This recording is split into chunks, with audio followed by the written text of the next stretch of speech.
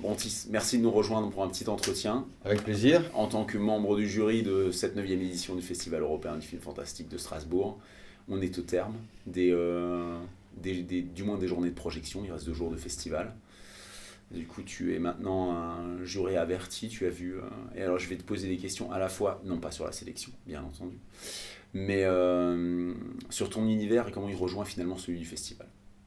D'accord. Alors, ma première question, c'est, tu baignes quand même dans l'univers de la science-fiction, du fantastique depuis toujours. Euh, Est-ce que aujourd'hui tu as gardé le goût de cet univers-là, le goût du fantastique? Oui, c'est plutôt le goût de l'imagination, Mm. en fait. Ce sont des univers où on s'imagine ailleurs, donc quelque part, je sais pas, enfant, j'aimais Tintin comme beaucoup de gens. C'est la même chose que Tintin et Picaro ou Tintin au Tibet, tu vois, avec le Yéti.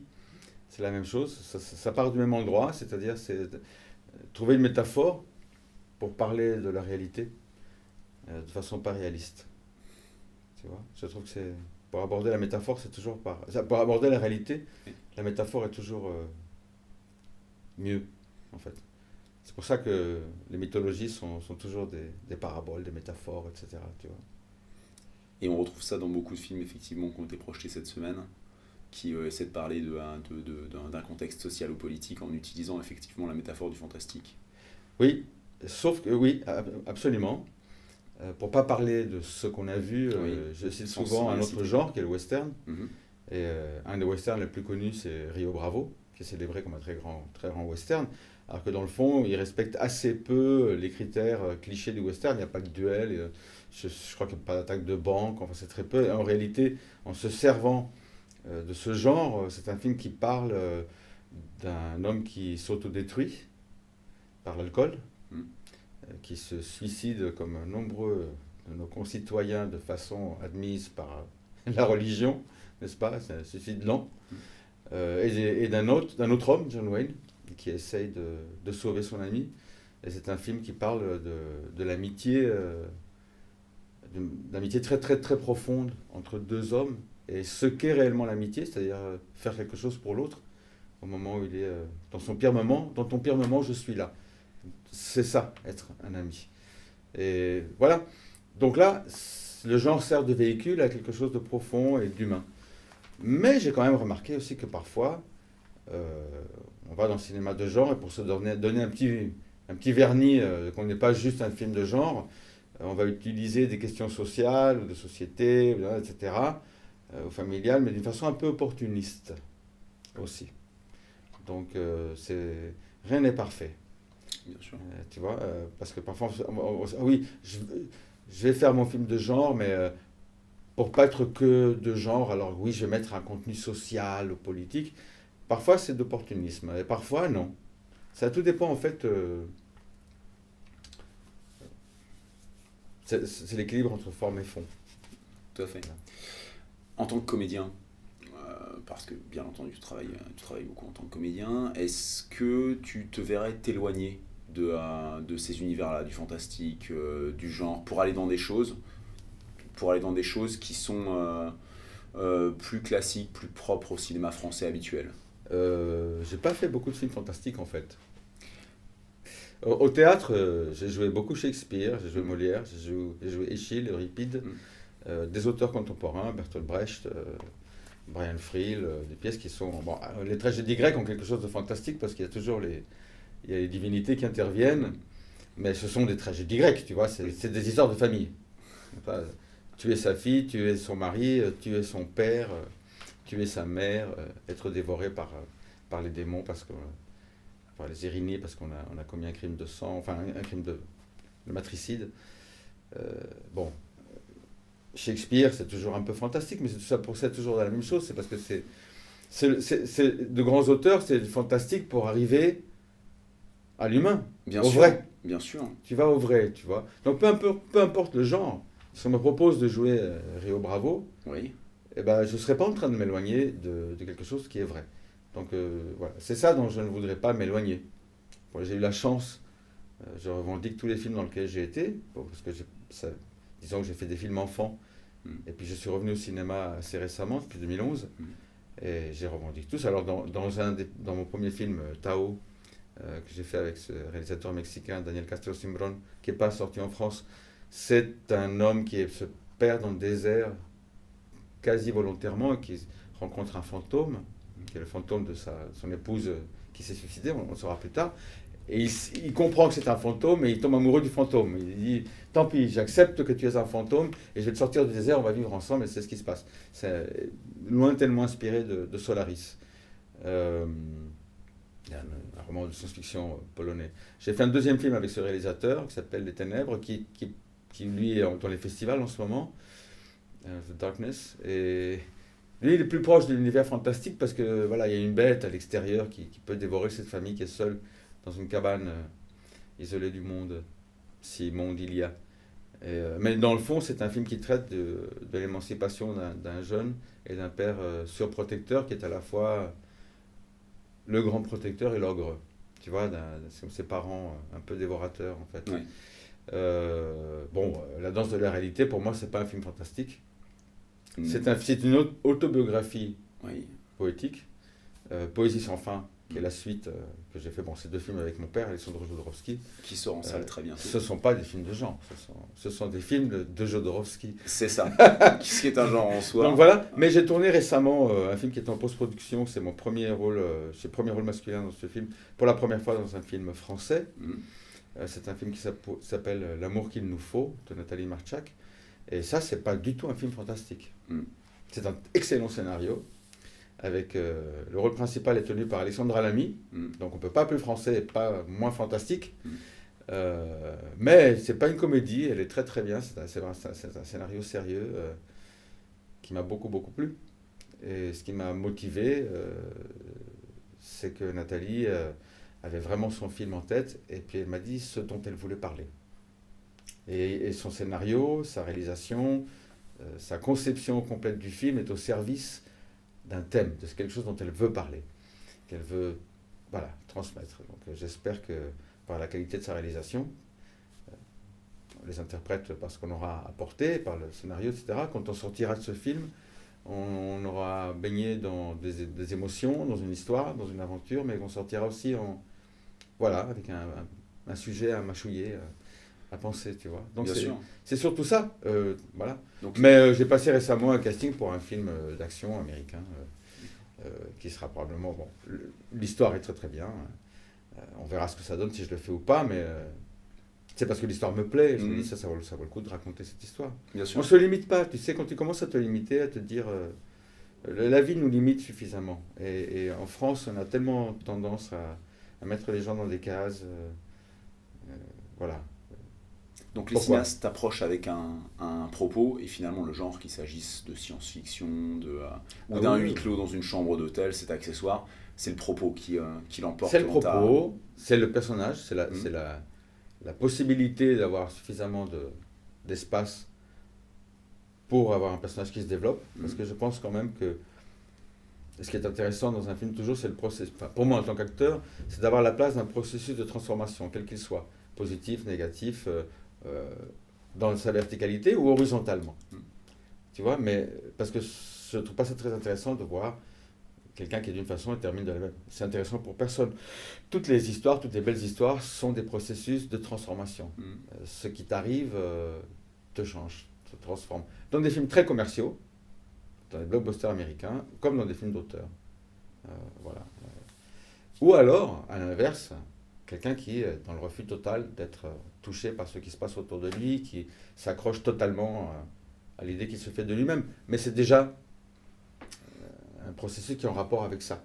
Tu vois, mais toutes les histoires, dans le fond, c'est ça. Mais je pense qu'il y a on n'invente plus d'histoires. Toutes les histoires ont déjà été racontées.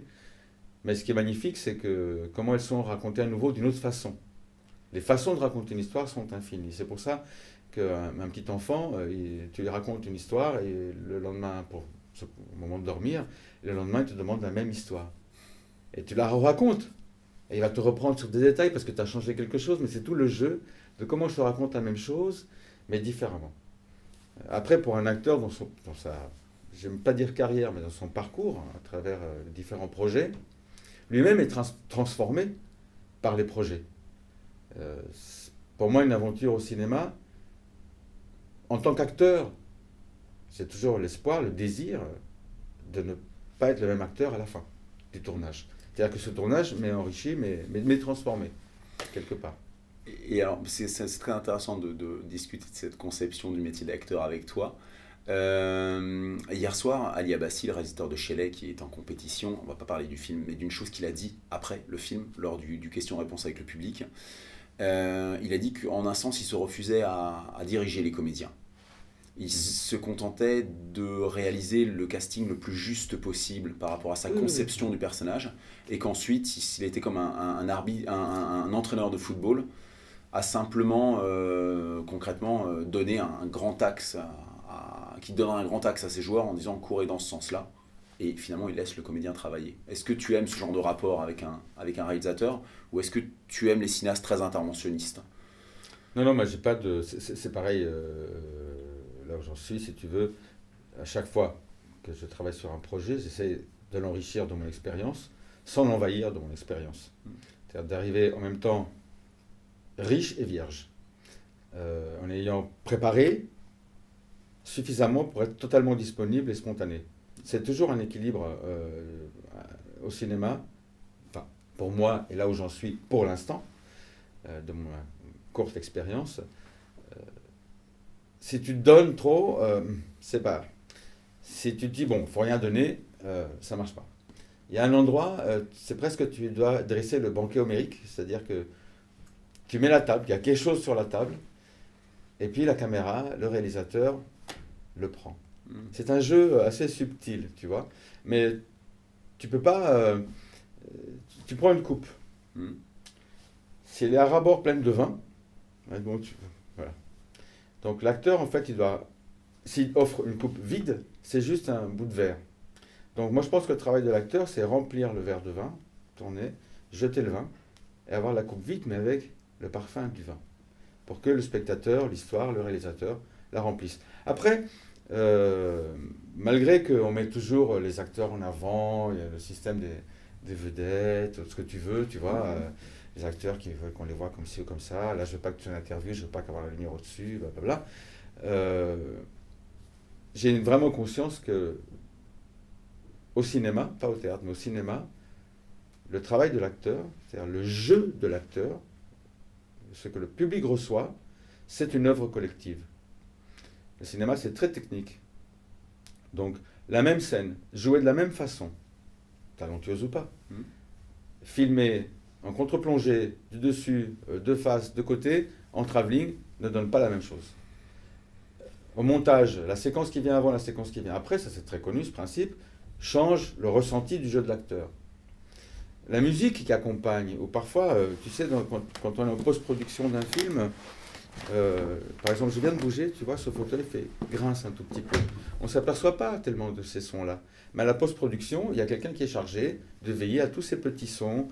Si je touche cela, alors c'est très subtil, c'est très très doux, parce que ça ne couvre pas notre dialogue et c'est pas l'essentiel, mais ça donne tout le relief au film. Et le gars du son, si quand je fais ça, il fait un type de son ou un autre, ça va changer notre ambiance. Cette conversation avec une petite sonate de Chopin, pendant qu'on parle, ce que le public va percevoir de ce que j'essaie de te transmettre sera une chose, mais si on met du Philip Glass ou de Ennio Morricone, il percevra autre chose. Donc en tant qu'acteur, je sais ça.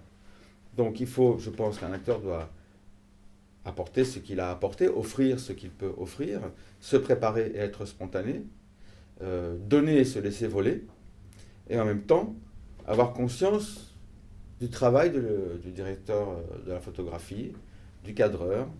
Tu ne joues pas de la même façon si tu es cadré plein pied ou juste voilà, un gros plan, ça c'est la base, mais selon où tu es, n'est-ce pas, moi j'ai travaillé une fois sur un projet, je voyais un éclairagiste qui essayait de braquer son projo, les projets, j'ai fait ça, et j'ai entendu le techos dire « Oh, merci !»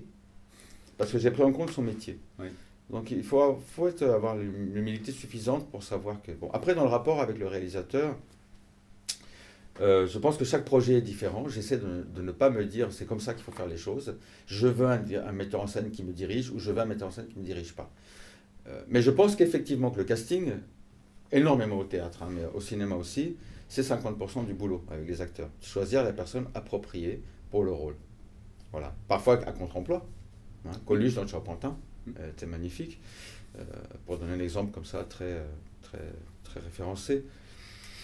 Après, je ne pourrais pas te parler de ce réalisateur parce qu'il y a laisser les acteurs et laisser les acteurs. Si c'est laisser les acteurs, c'est long un tournage. C'est un rôle conséquent, tu vois, c'est 6 semaines, 4 semaines. Et si le réalisateur se dit, bon, je t'ai choisi, maintenant démerde-toi, bah, il y a des moments où tu es inspiré, des moments où tu l'es moins, des moments où tu comprends, des moments où tu ne comprends pas, des moments où c'est fertile que tu ne comprennes pas, et des moments où on va faire 14 prises parce que tu n'es pas là, et si le réalisateur a décidé dans sa tête que sa façon de travailler, c'est je choisis les acteurs et il se démerde, je pense que lui-même s'enferme dans son système. Et même un réalisateur doit lui aussi être très préparé et tout à fait prêt à répondre aux besoins de la situation, tu vois. On ne peut pas se dire c'est comme ça qu'on fait. Parce que l'art est réfractaire au dogme. Dès que tu dis à l'art, c'est un cheval fou, c'est un étalon, c'est un cheval de course, c'est une jument du prix de l'Amérique, l'art. Tu ne peux pas lui dire c'est comme ça qu'on va faire. Dès que tu lui dis c'est comme ça qu'on va faire, ça se cabre et tu te retrouves le cul par terre. Tu vois, le nez dans ton caca. C'est pas comme ça que ça se passe. Bien sûr. Donc je ne crois pas à un réalisateur qui dit c'est comme ça, c'est comme si. Moi je fais comme si, je fais comme ça. Il a fait comme si, comme ça pour ce film-là. Ça donnait ce résultat-là pour ce film-là, auquel je ne peux pas, puisque voilà. Donner d'opinion dessus. Je le ferai une fois qu'on aura fini, peut-être un jour.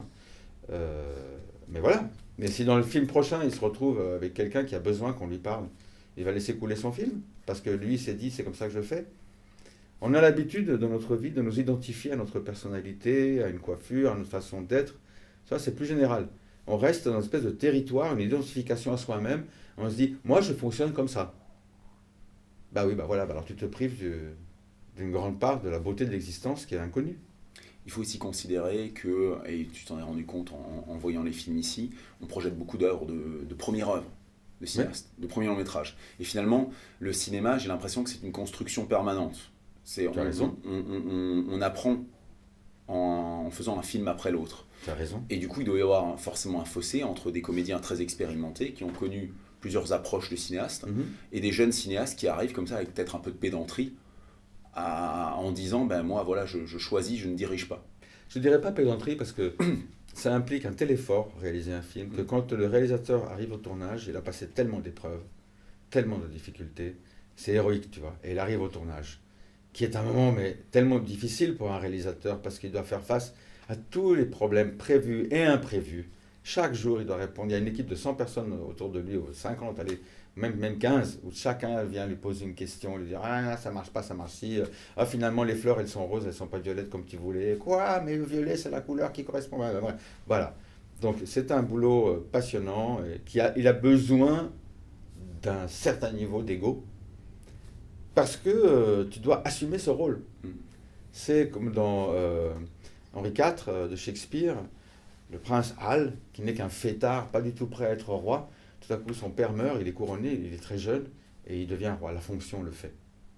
Et voilà, il renie ses anciens amis, Falstaff, Pistole, tout ça, avec qui c'était la beuverie permanente. Tu vois, il croit qu'ils vont entrer dans la cour, et il dit, mais tu es qui, toi? Je ne te connais pas. Disparais, je ne veux plus jamais te voir. Alors que c'était son grand ami, tu vois, quand il était le jeune prince insouciant. Et voilà, la fonction te fait. Tu dois accepter que la fonction te fasse, mais pas croire que tu es la fonction. Pour un acteur, par exemple, au théâtre, si je dois jouer Richard III, ou Henri V, disons, si je joue le roi, je suis foutu. Mais si je joue un homme qui se confronte à telle et telle situation qui le dépasse, voilà, alors on sait que c'est le roi. Et ça implique une forme d'attitude. Et c'est les autres qui te font roi. C'est les autres acteurs qui jouent ta royauté. Toi, tu veux jouer ta royauté, tu seras très mauvais. Tu vois? Donc le réalisateur aussi, c'est pas seulement ses acteurs, et comment il a constitué son équipe technique, comment il s'entend avec son chef-op, s'il a été suffisamment attentif sur les lieux où il va tourner, et son directeur artistique, voilà, les costumes, tout ça. S'il sait créer une osmose, une ambiance où les autres le respectent, parce qu'il a une vision de ce qu'il veut faire, de ce qu'il veut transmettre, même s'il est tremblant, maladroit, dictatorial, timide, ce que tu veux, on le suit parce qu'il faut suivre un capitaine à un moment donné. Tu vois, mon premier maître de théâtre m'a dit, quand il y a un leader, Tu vois, quand il y a un metteur en scène, eh ben, il faut le suivre. Et il ne faut pas discuter, il ne faut pas commencer à vouloir être le chef à la place du chef, parce qu'à un moment donné, on traverse une tempête. Et alors, justement, ça nous amène à une autre question. Un comédien expérimenté qui doit respecter la fonction du cinéaste, qui doit le laisser prendre position, sa position. Est-ce qu'à un moment, tous les comédiens ne se disent pas, puisque je sais si bien comment doit agir le réalisateur, j'aimerais moi-même être réalisateur. Et est-ce que, parce que tu es en train de par me poser- extension, Tu me poses une autre question. c'est ça. Est-ce que finalement, avec ton expérience au théâtre et maintenant avec ta connaissance du cinéma et de la fonction de réalisateur, ça te donne pas envie, toi, d'essayer? Si, bien sûr.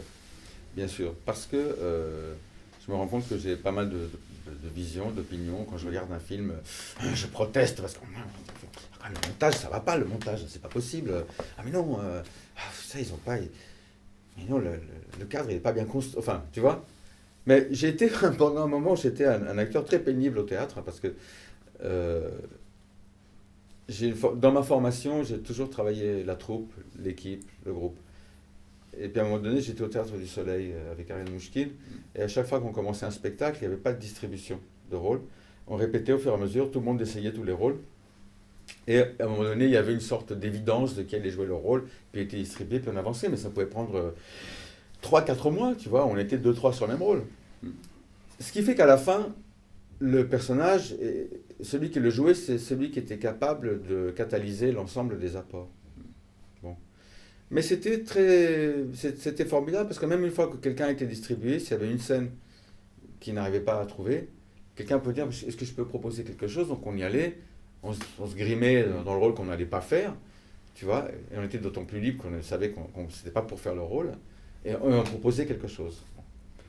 Ça ne se fait pas beaucoup ailleurs, donc ce qui fait quand je suis parti du Théâtre du Soleil, j'ai commencé à travailler avec d'autres compagnies. Je pensais que ça se passait comme ça partout. Et je commençais à dire, je voyais une actrice en difficulté. Pourquoi elle ne ferait pas comme si? Alors, souvent, on disait des choses justes. Parce qu'un acteur comprend les difficultés d'un autre acteur, parfois mieux qu'un metteur en scène. Qui parfois, c'est juste qu'il faut que la personne soit à un autre endroit sur le plateau. Hein, c'est tout bête. Et donc, je sentais bien que, oui, bon, bah alors essayons, mais... Oui, Brontis, qu'est-ce que... Oui, d'accord. Oui, moi, c'est pénible d'avoir un acteur qui est en train d'intervenir tout le temps, tu vois. Après, je me suis rendu compte que certains acteurs, ils ont besoin de se perdre. Ils ont besoin d'être mauvais pendant un temps de répétition. Et puis, tac, ils trouvent. Mais ils ont trouvé leur propre cheminement par un détour qui est riche pour eux. Alors que si toi, tu leur donnes la ligne droite, ce sera efficace, mais en fait, ce ne sera pas aussi riche que toute l'errance. Tu vois, que là, quand ils arriveront au même point, mais par une errance qui les aura enrichis. Donc parfois, j'ai appris, il faut savoir se taire, tu vois. Et puis aussi, j'ai compris que pour un metteur en scène, ça peut être pénible, quelqu'un qui, de par son expérience, même s'il a raison, un metteur en scène aussi, il a besoin de faire un caca, et puis se rendre compte que c'est un caca, et de là, passer à quelque chose qui est magnifique, mais par son propre processus. Mais donc un jour, je me suis dit, il faut que j'arrête. Brontis, t'as qu'à faire une mise en scène, on verra si t'es si fort, quoi. Arrête d'embêter tout le monde, tu vois. Et juste à ce moment-là, j'ai eu la chance qu'on me propose de monter Péléas et Mélisande, un opéra auquel je comprenais absolument rien. Parce que c'est Debussy, donc Debussy, il a fait un seul opéra, et il n'y a pas d'aria, il n'y a pas d'ouverture, enfin c'était vraiment, je fais tout autrement que du récitatif. Tu écoutes le disque et tu te dis, mais qu'est-ce que c'est que ce truc? Sur un texte fantastique, dans les deux sens du terme, de Maeterlinck. C'est vraiment l'époque symboliste. Bon, je me suis lancé là-dedans et j'ai été très, très, très, très heureux en tant que metteur en scène d'opéra. J'ai fait Rigoletto après j'ai fait Carmen. Et je me suis senti à ma place. Voilà.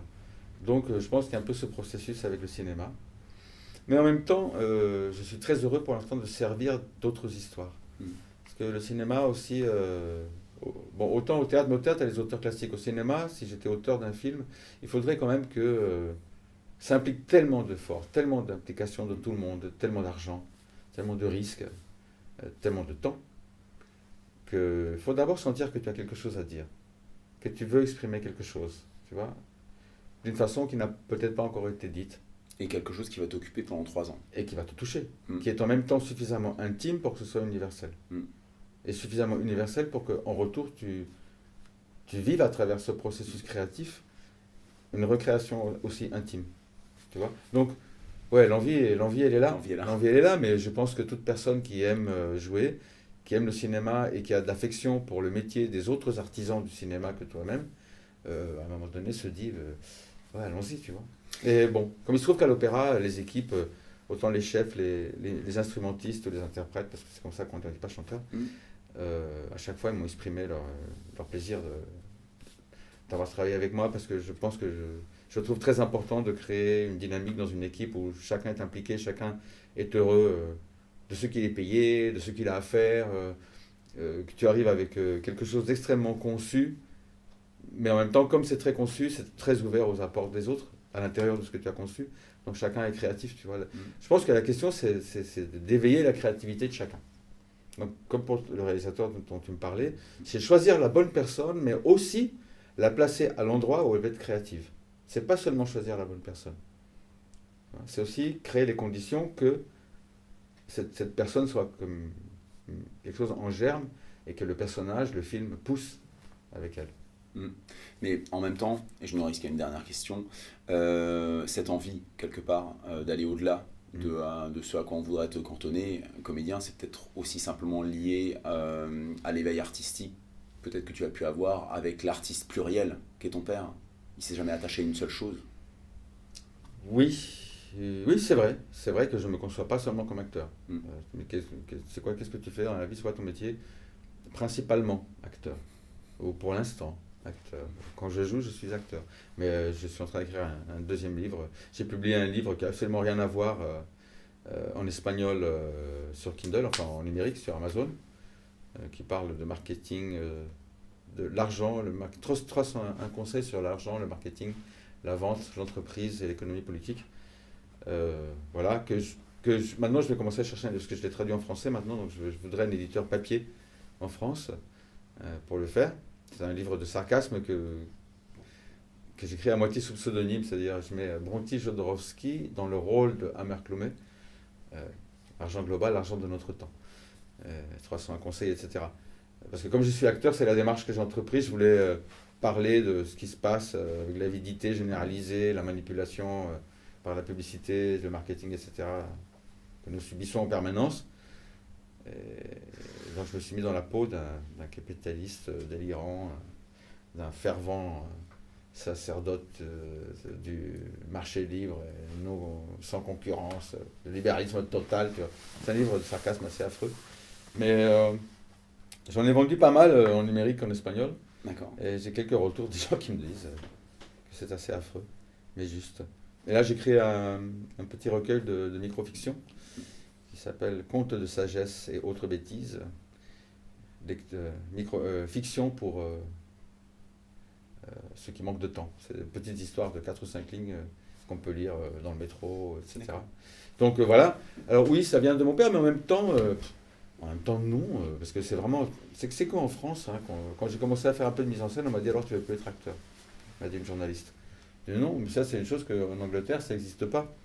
Les gens sont musiciens, auteurs, danseurs, serveurs dans un bar sans que ça soit pour eux, tu vois, on a des étapes dans la vie, et puis même en dehors du milieu artistique, de nos jours, dans tous les métiers, il y a des gens qui passent d'un métier à un autre. Enfin, c'est devenu une nécessité aussi. Mais c'est vrai que je ne me limiterai pas à...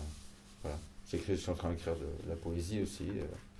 Après, je ne dessine pas pour l'instant. Je n'ai pas exercé trop ce talent pour l'instant, mais j'ai commencé à apprendre un instrument de musique parce qu'un acteur qui ne sait pas jouer de la musique, il lui manque une corde à son art.